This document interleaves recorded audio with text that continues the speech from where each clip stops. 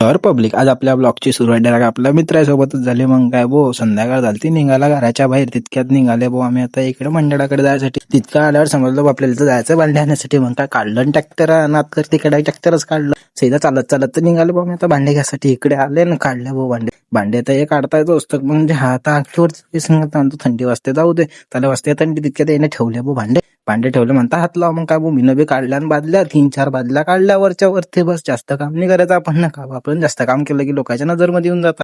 मग काय भाऊ उचलले टोपल्याने शिदा फेकले देऊन.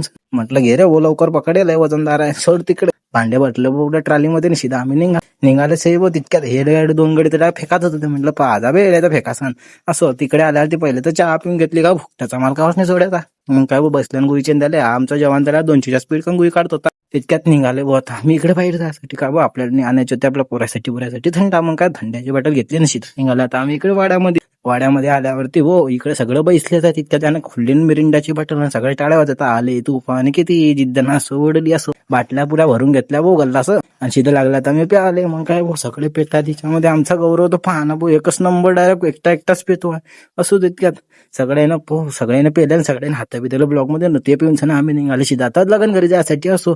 आजसाठी एवढंच तो तुम्ही फॉलो करून घ्या. भेटू पुढच्या ब्लॉग मध्ये. जय महाराज.